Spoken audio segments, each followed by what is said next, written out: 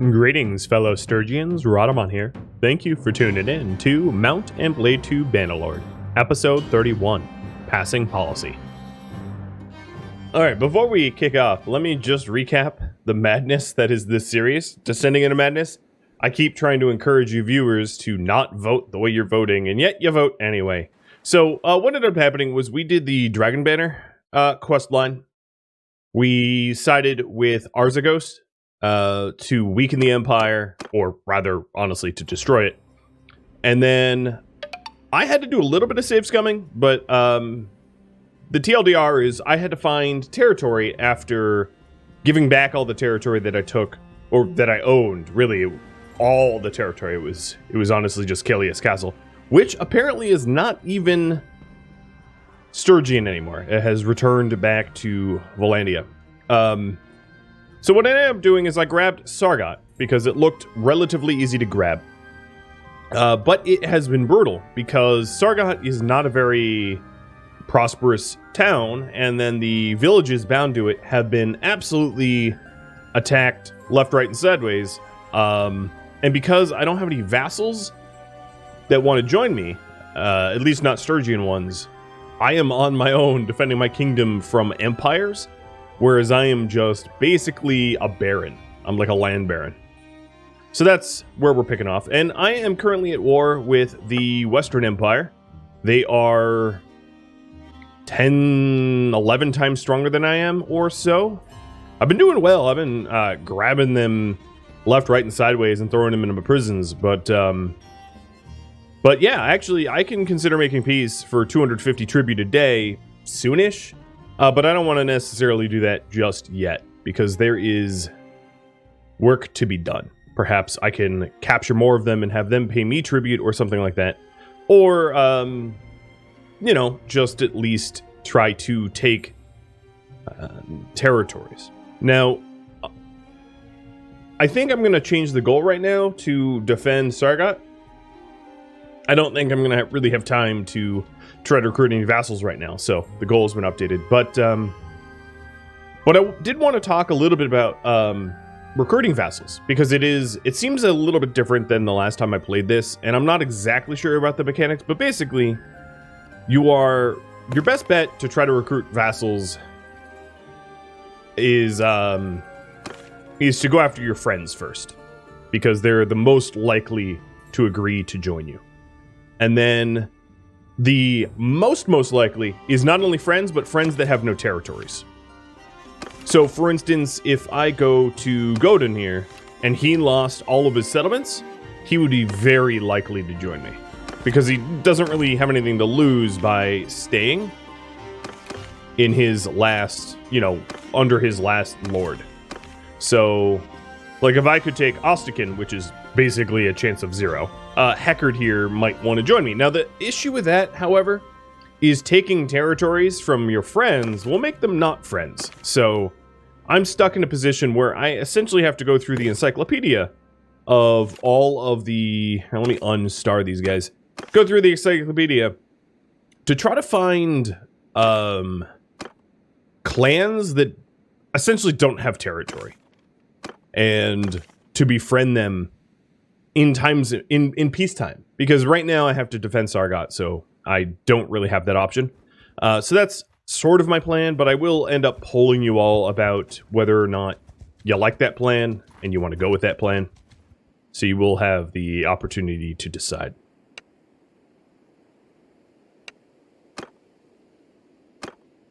Alright, right now what I'm doing is I'm just grabbing some looters here and there. It does cost me a few deaths, but not too many. And it's just to fund my army. I need to be killing and capturing lords and selling their gear to even pay for my army. I have like 11 days worth of money in order to pay for my troops. So either I draw down my own troop count, or I have to make money with the troops that I have. Which isn't always easy to do when there's no one around to kill. And yeah, that about sums it up, I'd say. So there we go. That is $6 grand that I didn't have a minute ago. That will help pay for the troops a little bit longer. Tranit, thank you for the sub. And welcome. Wow, you subbed what, 3 months ahead of time? Cheers. Ooh, maybe I should open my coffee. And welcome. Welcome. So I'm looking just for like easy targets, lords to snipe. I'm not really looking to besiege a castle. I don't think it's all that likely that I'm given the opportunity to actually besiege one. Another thing that I should probably have looked at is, okay, the Western Empire is at war with the Northern Empire, which is good for me. Punisher, thank you for the resub as well. I'm not really sure who's winning. Oh, looks... The Western Empire looks large. In fact, Western Empire, yeah, I think they're doing pretty well for themselves at the moment. Which is not good for me. Oh, hello. Yeah, I'm gonna catch you. Alright, so here is Fostor. Oh, you know, taking a look at him, I like his traits. So if I beat him, I am going to want to possibly recruit him. Or let him go so that I can befriend him. Alright. I am going to stick some captains in. I don't care if the commanders are mounted. I want that captain bonus. And done. Everyone! Now, I've been heavily trying to invest in ranged troops. So finally, I feel like I have a decent ranged army because all of my basic recruits I've been putting into ranged over and over. Did they make loyalty and security in towns important? Yes. Ouch. They just shot my horse in the head. It is pretty important. If you don't have cavalry! Loyalty, they won't even build anything. Cavalry! So, loyalty is a pretty important stat that should not be ignored. Riders! Move! Soldiers! Forward! Alright, trying to get everyone into position. And then I am going to piss off their troops. Yeah, Sargot's having loyalty issues, and that's largely because I'm Sturgian. Knave is Valandian, who is the governor. But, ruling lands, it's best if you are of the culture. Otherwise, you'll face some harsh loyalty penalties. Now, the loyalty can go up if I invest in things like, like festivals and the like. But that doesn't happen overnight. You know, those types of buildings take a long time to invest in. They're expensive. And at the moment, I'm just trying to, like, repair walls and the like. Alright. I don't know why their troops aren't moving, but I think this is their king, or lord, vassal. So, as long as I'm not being shot at, I guess I am being shot at.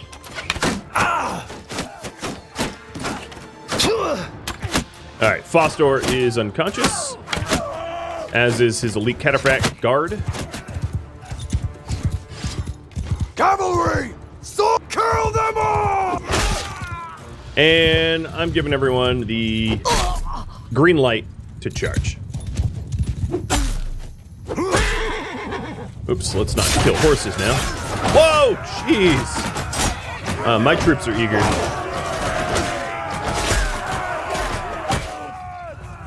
Fun Death Hard, it's going pretty well. How about for yourself? I'm a little sleep deprived, but I'm also caffeinated, so I should be fine. God, where are their troops? They got clobbered like immediately. There's not even really anyone for me to kill.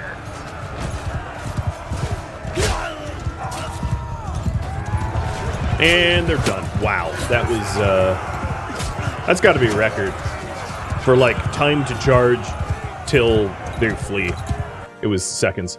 Oh, another thing that so I'm gonna let him go on purpose. I do want to build up my reputation with him.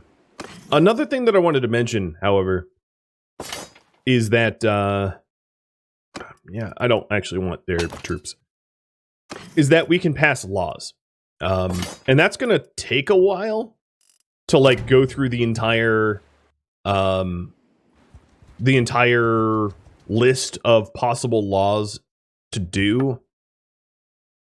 But there's 33 policies here that could be very useful for me to pass. So, speaking about laws, before I go into the whole list, normally when you have vassals, everybody votes on the laws. And some will approve and some will disapprove, and it can be pretty tricky to pass the laws, because if they disapprove and you want it, generally it's like only good for the leader of the clan. Oh, I am Sargot's besieged. Cool. And I have a message from Arzagos. A base of operations has been found around Oscar, which is somewhere in Azarai's territory. Yeah, I'm not going to get to Asgar anytime soon, Arzagos. So you're going to have to wait. So speaking about the policies, yeah, so it's probably best to try to get the policy changes done when there is no vassals to oppose me. That way, I don't have to spend extra influence to try to push it ahead anyway, and it won't piss off anyone, it won't make them sad or upset or anything like that. So with that in mind, yeah, like I should probably, it's definitely in my best interest to go through the list and try to figure out what policies to enact that will benefit me later on. But what that means is it will, you know, I will be a little tied up for showing you all and having you judge which ones are probably the most useful. So, question, and I'll just poll you for this. Should we enact a policy right now? Would you rather I just defend Sargot, or do you want me to go through the politics screen?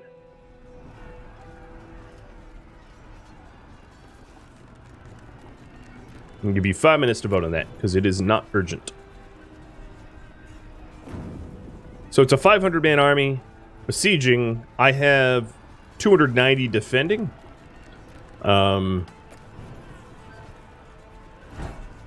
I don't want them to jump me. You know, I don't want to get so close that they just lunge at me. The other thing to look at is the management of Sargot. Its food stocks are falling. It's 64 and minus 14 a day. So they are trying to, I think, starve me out. I don't know how well supplied their army is, but, you know, I obviously don't want to get starved out. I have 93 days of food for my troops, so I am not in a position where I need to worry about that right now.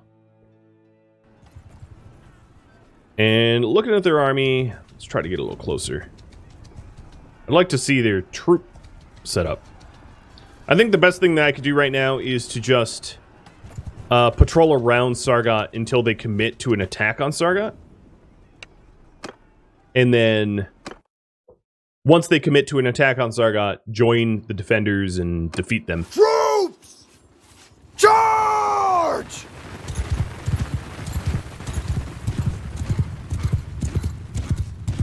Alright, looks like you guys do want me to go over policy changes, so we'll do that. You are my congressmen and women, and I am happy to go through the jumbo list.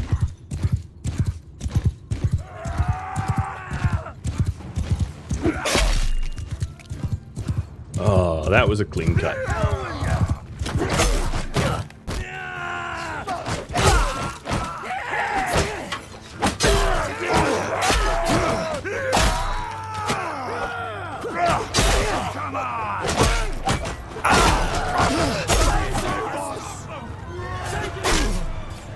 I like how they scream, "The day is lost!" It's like, it is nighttime, so you are technically correct.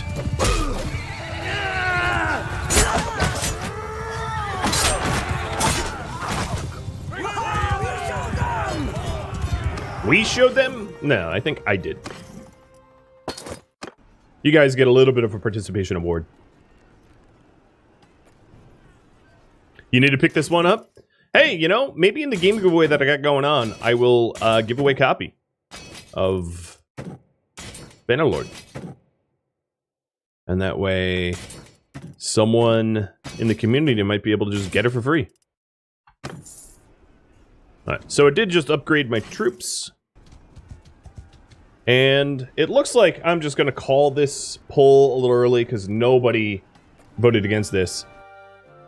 So let's take a look. Let's spend a second to pass policy changes.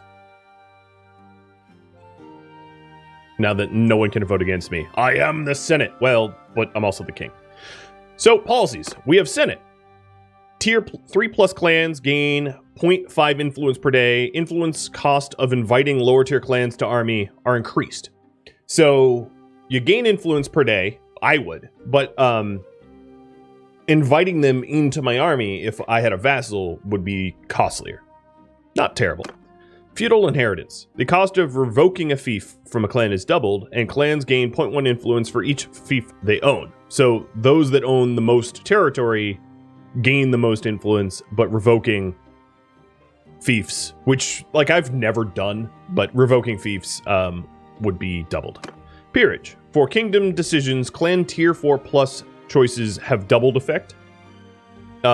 Influence cost of the ruling overriding the popular decision outcome is also doubled. So that would probably not be good for me as the leader, because trying to rule the tier 4 clans would be very expensive. Road tolls. Trade tax paid to the town owner is increased, but town prosperity is decreased. So towns produce less wealth, but they are tariffed. Castle charters. Castle upgrade costs are reduced by 20%. There's really no downside to this. I don't really see how anyone would oppose this. Tier 5 clans lose influence per day, but the party size is increased by 40. So my clan right now is clan tier 4, so that wouldn't apply to me.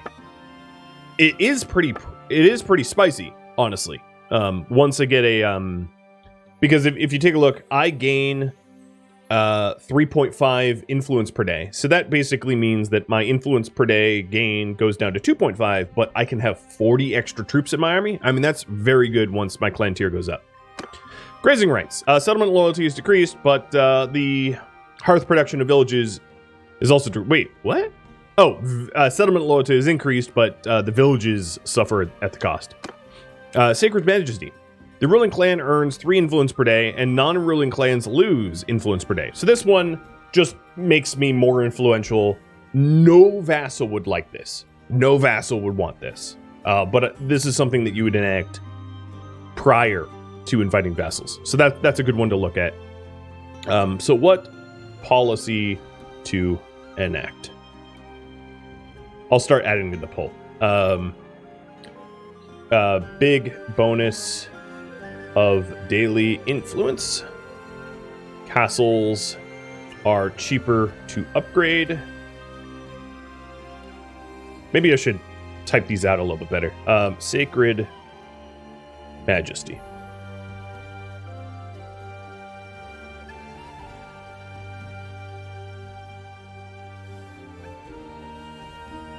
And then the castles are cheaper would be the castle charters.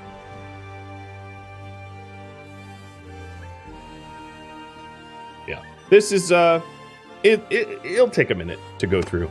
Let's try to find some other good ones. Serfdom. Villages grant influence per day to the owner clan. Towns gain security, but lose militia.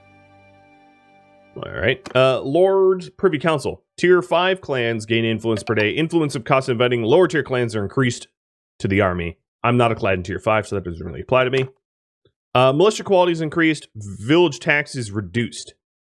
So your militia is stronger, but the villages pay less taxes. So veterans get land grants. Daily militia production is increased. Recruits replenish faster. Tax income from settlements are reduced. Marshals. Armies led by 5+ nobles require less influence. Influence of the ruler clan is reduced per day. So this is particularly bad for me. Unless I have giant armies all the time. Royal privilege. For kingdom decisions, the influence cost of the ruler overriding the popular decision outcome is reduced. So I'm going to include this one as well, because What I'm trying to do is I'm trying to enact the things that no vassal would ever want to vote on, so that when they join me, they just inherit these policies. Cheaper to overrule decisions. King's Mercenaries. The ruling clan gains double influence from mercenaries. Non-ruler clans gain 10% less from battles. I'll include this as well. Double influence from mercs. Council of the Commons.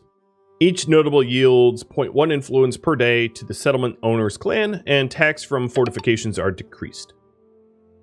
Loomis and Moon. Thank you for the resubs, by the way. Land tax. 5% of the village income is paid to the ruler clan as tax. 5% less income for clans. 5% of all village income to me. 5% less village income to clans. That one, again, would piss off vassals, so it's worth considering prior to getting vassals. Ruler clan gains 5% of settlement tax per town. Workshop production is decreased. 5% settlement tax. Workshops make 10% less. Magistrates. Town security is increased. Taxes are reduced. Base of the currency. Ruler clan gains 100 dinars per day for each town in the kingdom. Settlement loyalty is decreased by 1 per day. Crown duty. 5% tax on tariffs is paid to the ruler clan. Higher trade penalties in towns. Settlement prosperity is decreased. Ouch. Imperial towns. Towns held by the ruler clan gain 1 loyalty and 1 prosperity per day. Towns held by the non-ruler clans lose 0.5 loyalty per day. More loyalty and prosperity for my own towns. Less for clans. Okay. Royal commissions. The influence cost of creating an army is reduced. Armies led by the ruler cohesion at 30% less cost. Armies led by non-ruler clans cost more. So this is another one to consider. Personal armies led by me are cheaper, more expensive for clans. Royal Guard. The ruler party size is increased by 60. Non-ruling clans lose 0.2 influence per day. That's a really strong one. My party increase by 60. Clans lose 0.2 influence per day. War tax. Ruler gains 5% from all settlements. Towns lose prosperity per day.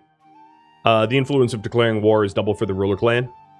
Military corone. Military achievements grant 20% more influence. Troop wages are increased by 10%. Bailiffs. Town security is increased. Town security greater than 60 yields 1 additional influence to the owner clan. Tax from towns is reduced. Hunting rights. Food production in towns and castles are increased by 2. Town loyalty is decreased by 0.2. Charter of Liberties.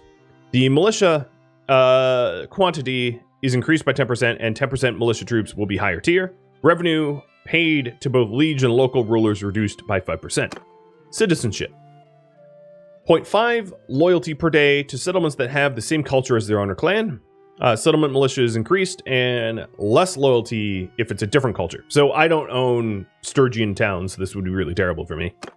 Forgiveness of debts. Settlement loyalty is increased, and settlement production is reduced. I'm not going to include that one. Tribunes of the people. Town taxes are paid to the ruler clan reduced, but loyalty is increased. And then trial by jury. Settlement loyalty is increased. Settlement security is decreased, and clans lose 1 influence per day. So here's the ones that I am going to let you all vote on. They don't really all fit on the screen, but the first one is a big daily boost of influence. The second one is castles are cheaper to upgrade at no penalty. The third is cheaper to override decisions. King's Mercenaries, double influence for mercs. Land tax is all village incomes come to me, and less income to clans. State monopolies, is that 5% tax workshops make 10% less. Imperial towns, more loyalty and prosperity for my own towns, less for others. Royal commissions, armies led by me are cheaper, more expensive for clans. And then Royal Guard, my party becomes a lot larger, but other clans lose influence per day. Oh, and I guess I was moving this whole time. Well, that's good. Alright, so they now have a siege tower. There's still food stocks in Sargot. I suspect once they have one more siege tower, they're going to push. And I think I'm just going to recruit some troops, some Valandian troops here, just to top up my my army. I'm trying to stay Sturgian, but, you know, it's not a hard, fast rule. It's just a preference.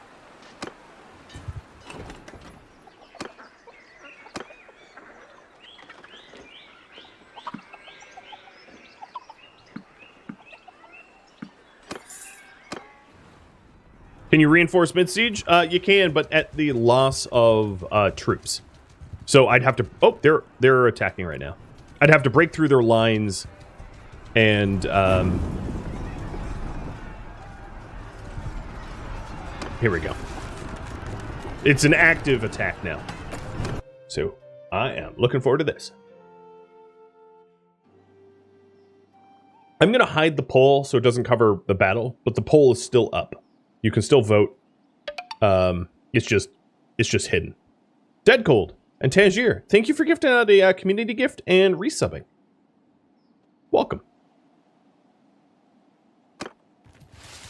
Everyone! Give him hell! Yeah, just give him hell. Forget tactics. I want blood. No, actually... Soldiers! I want to minimize the loss that I experience. Loose for soldiers! For troops! Follow me!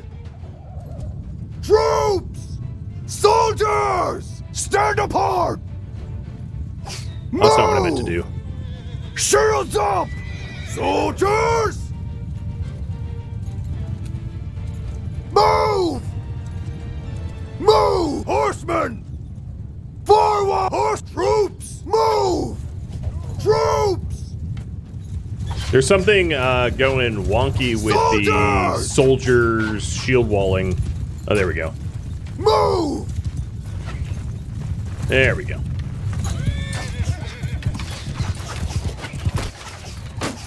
Cavalry! Troop! Attack!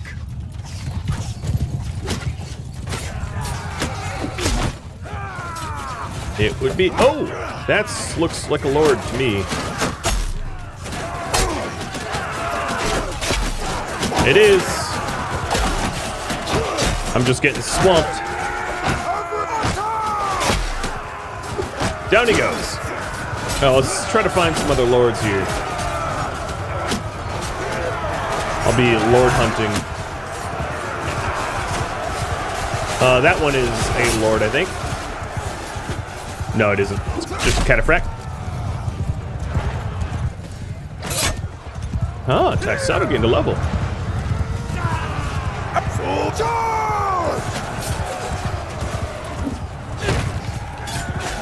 Alright, let me try to whittle down their cataphracts to limit the amount of fatalities and casualties on our side. And of course, the only one I decide to chase just runs off the battlefield.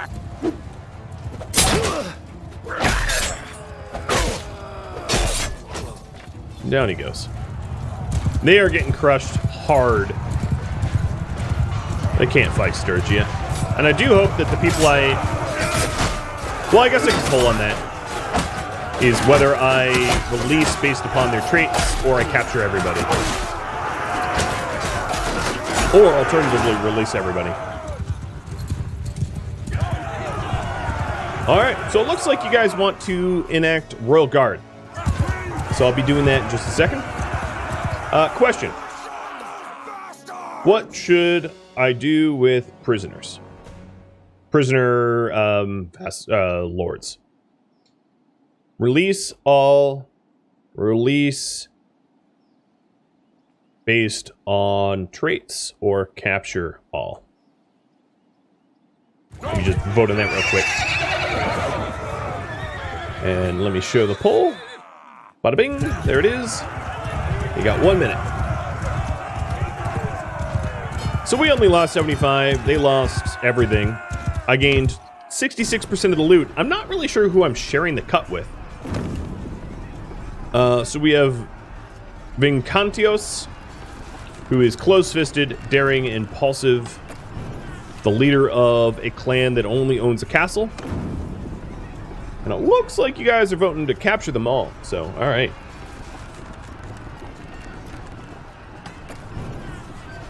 I'll resolve that. I don't see that number overturning. You're my prisoner. Lysica, you're just honest. You own Thractatoria and Legata, and you're my prisoner as well. Amenon, impulsive, daring, generous.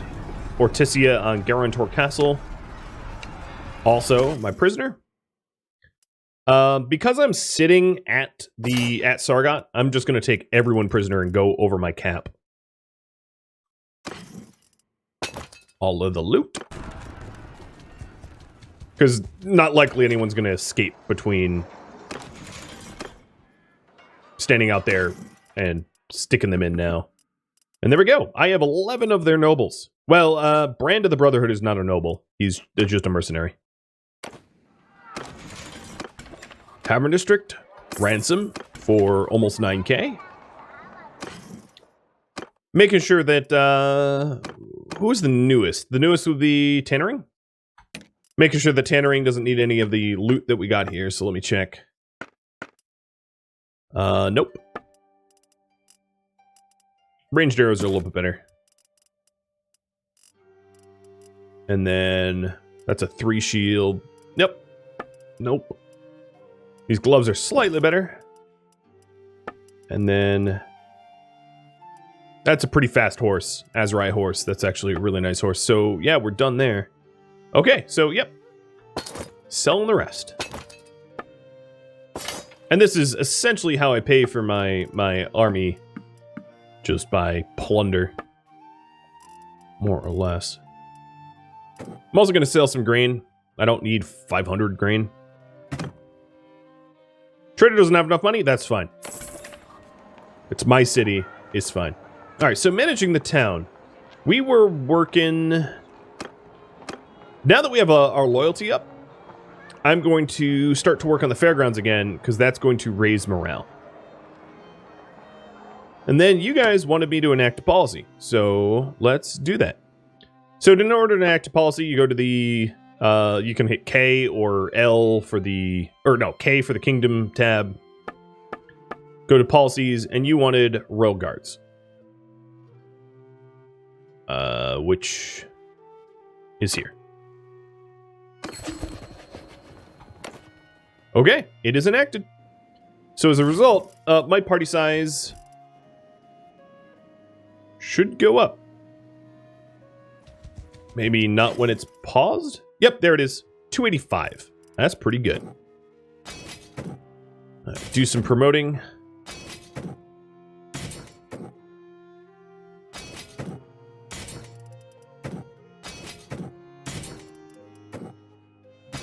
Oh, some of these are Valandian that I needed, and Botanian, so I should ditch them into the garrison.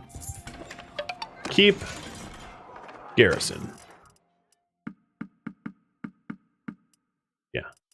I just wanted to bolster my numbers before the fight. And then the garrison already has a whole lot of Botanian and Valandians in there already. Okay, cool. Should we pass another policy? Yes or no? Give you 2.5 minutes to vote on that.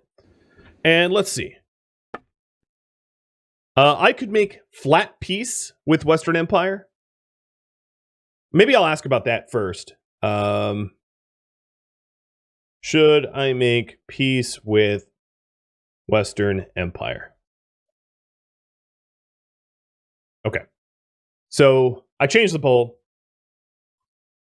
The advantage to making peace with the Western Empire, I wouldn't have to guard Sargot right now. What I could do is I could aim to try to recruit vassals so that I'm better protected. The disadvantage is if I make peace, I can't profiteer off of conquering them, and then I can't possibly grab any of more their territory, and so it's up to you. I think what I'm going to do right now at this juncture is to head back towards Sturgian land to recruit, because my my troop pool is much larger, and I do have the money, at least for now. Stupid. Oh, two of them escaped? Damn you! Oh, I also have roguery. Doubles the amount that I can bet on myself in tournaments, and bandit units in my party require less money, or better chance of success with disguise missions. Covert bandit. I'm going to do deep pockets. I don't have to vote on that. I don't even use the other. I don't do disguise missions. That's most disguise missions are when you're working for thugs. Taisato has a free focus point, so let me see. You are going to go into medicine. There's no doubt about that. So I'm hoping that while I'm away, there is not any sieges happening on Sargot, because it's not super well defended, but I don't want to stick more troops in there because they're just expensive and I'm being drained.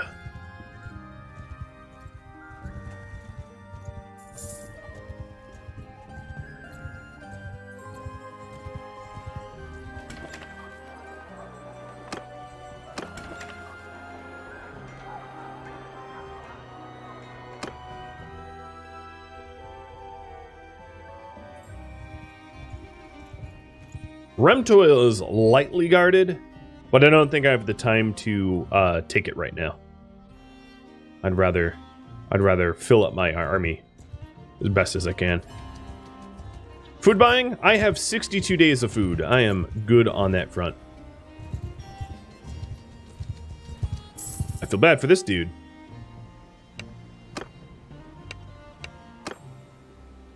Wrong place, wrong time, like you would not believe. Okay, so you don't want peace with the Western Empire. Should we pass another policy? We vote on that for 5 minutes. Yeah, true charge! Alright, I'm gonna try to get Jawal, or whatever his name was, myself. I think he's the man on the camel. A way to make yourself blend in, buddy. Oh, jeez, that hurt.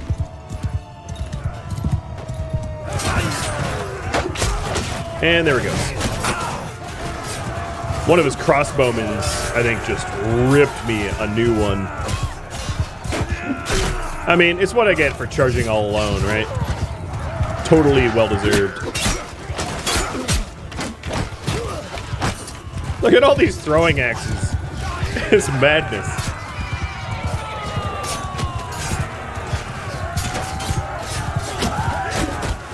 I totally don't understand what their troops are doing. They're like attacking nobody on this mountain.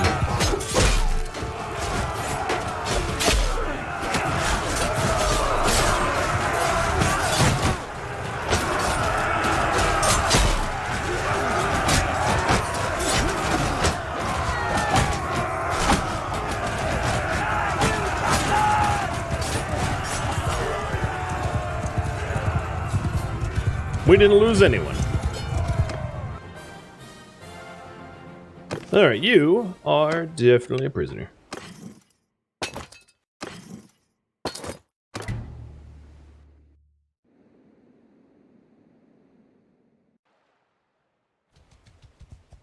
I'm gonna pop into Sianan just to ditch the prisoners that I have to speed up a little bit. I'm keeping him. Even though he's a mercenary, he's gonna fight for them. So I might as well... No, I'm gonna ransom him. I think he'd escape, and he was... It was offered top dollar to let him go. So I will take top dollar.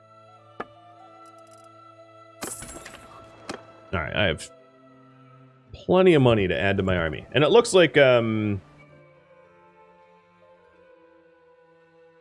it looks like you guys are going to vote for a new policy. So here is that same list minus royal guards. So Sacred Majesty for daily influence, castle's cheaper, cheaper to overrule decisions, double influence from mercs, more village income comes to me, settlement taxes come to me, more loyalty and prosperity from my own towns, or armies led by me are cheaper.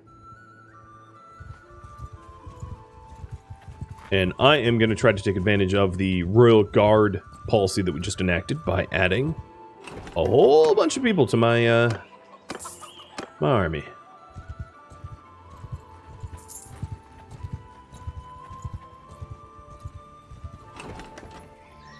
Do I have 200 horses for faster travel? No, I don't. Also, would probably struggle paying for that.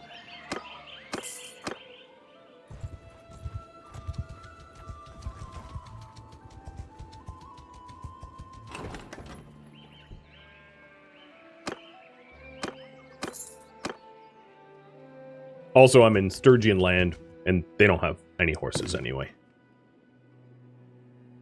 So, Yorig, you are the leader. There's no way I'm going to be able to talk you into joining me, though. I mean, I'll attempt it, if I could catch you. Yep, he is happy with his current liege.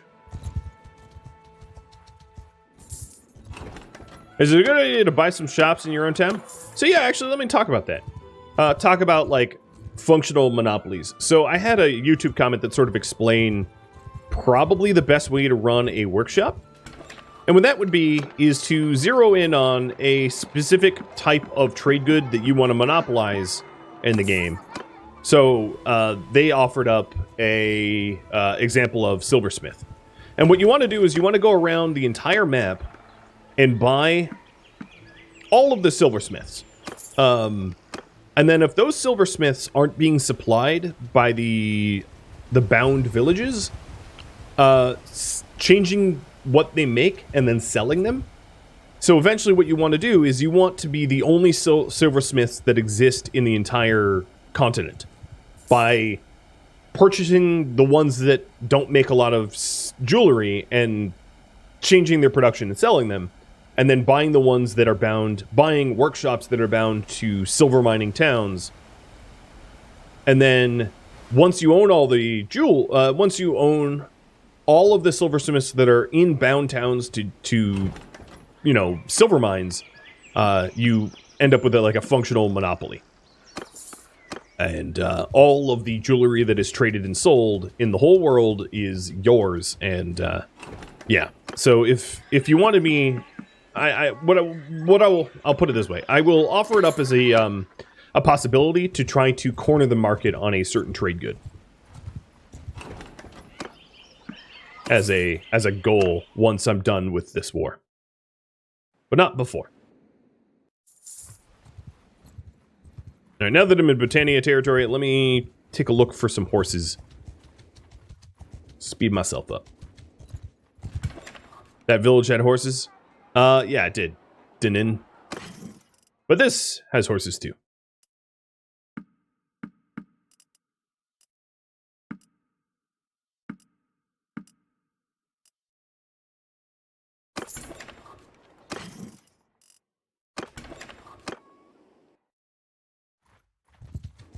You have 1 more minute to vote. Looks like imperial towns or royal privilege gonna work.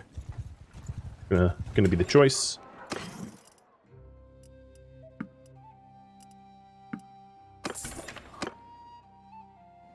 And I'm working my way back to Sargot so that I can properly defend it if it gets attacked.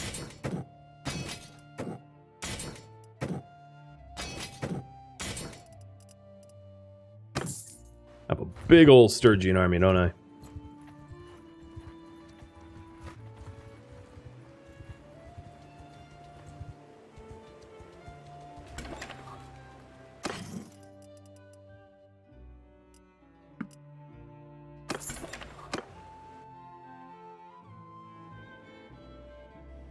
Alright, I'm going to poke over to Veron Castle and see if any of these castles that are adjacent to me are weakened and easy to grab.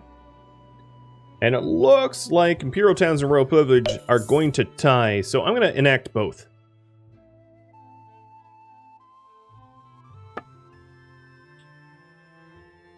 Royal privilege. So kingdom decisions, the influence cost for me to overrule it is lessened. Done.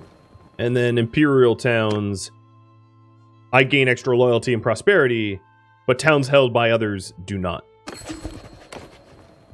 Cool. Should we enact even more policies? What do you guys think? Nemos, escape from Sargot. Ugh. And then taking a look, I would have to pay tribute right now if I was to end this war. Just an FYI. How's Bannerlord treating me? Lestage, it's actually going pretty well. And, Pyrogadog, thank you for the resub. And Dappy Hurst, thank you for the follow. So Varan Castle has about 240. I could take it. But I want to check Thractatore. 319, so that's worse. What about Garantor? Garantor tends to be a hotbed castle because it's right on the what is that, an islet? A land bridge? I'll call it a land bridge. It's right on the land bridge between the north and south continents. Or whatever, I guess it connects. But that's 288, so Varan Castle is still cheapest or easiest. I'm sure these towns are really well guarded. Yeah. 812 at Artisia. That's a not gonna happen. But I will keep poking around, looking for weaknesses, or looking for lords that I could grab. Either works for me. I'm sure Legata is very well guarded as well, and I wouldn't consider going any further. Maybe Remtoil is probably the best bet because it's going to be the easiest. So I'm gonna go up to Remtoil just to take a look. Is there a way to change the culture of a settlement? No, there is not. Not that I know of. Oh, but there are besieged castles up here. So Gursegos Castle is besieged by the Northern Empire, and therefore it might be weakened. I'm gonna head over there and just see what's going on. Penton is attacking it, and it is very not well guarded.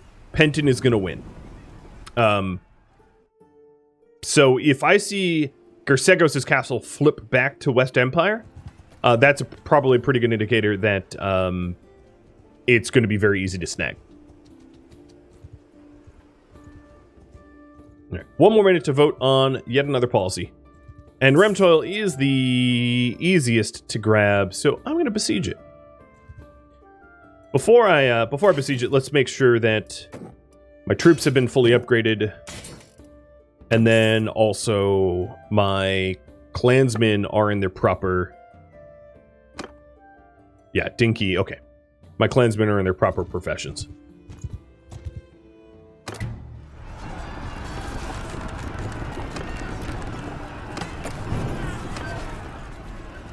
Oh, you know what? I don't even really need siege equipment here. They only have 54 defending it. Because the rest are militia. This castle basically doesn't have a garrison. It also means that, like, keeping it is going to be tough because it doesn't really have troops to garrison.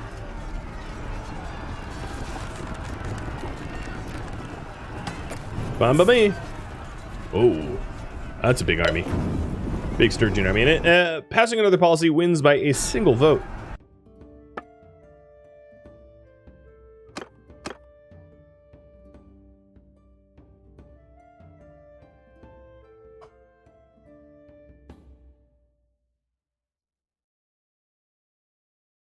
All right. 5 minutes to vote on that. I also have option number 7, which is something else. Something that I did not list in the policies here. How close am I? I'm closing in on Clan Tier 5. Not quite there yet, but closing in.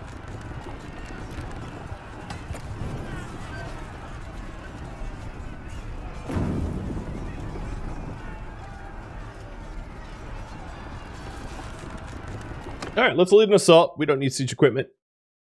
I'm going to take the ladder myself. Soldiers!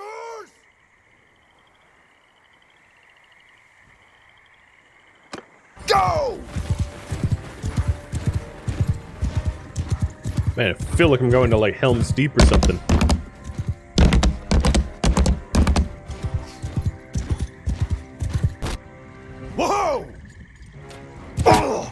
come on. Trying to dismount quick, it wouldn't let me.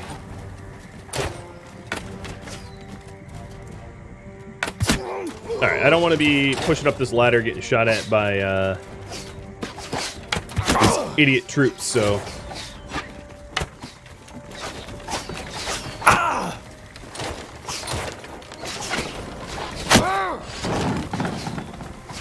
Here we go.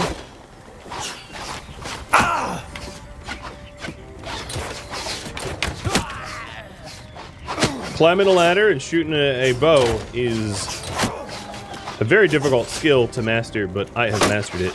Oh, here they are. It very much sucks to be the first one up the ladder when you're facing troops like this, because it's just like a meat grinder.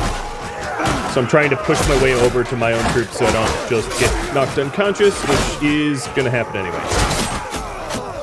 Luckily we outnumber them, so I'm just gonna accelerate time, and yeah, it's gonna be an easy victory for us. Because they have a tiny force. And done. We only lost 18. And I gained more troops than I lost, so okay. Castle's mine. Thank you for tuning in to Mount and Blade 2 Bannerlord, which originally streamed live on Twitch June 30th. If you have any feedback or questions for me, let me know in the comments below. If you would like to catch a live stream of mine, Rhadamant.com has my stream schedule and countdown timers to upcoming streams. If you would like to join my gaming community and partake in the community events, Rhadamant.com also has a link to Discord, as does the description of this video. Thank you so very much for watching. A special thank you to my Patreon patrons, Twitch subscribers, and viewers like you that support the channel. I'll catch you at next episode or an upcoming stream. Farewell.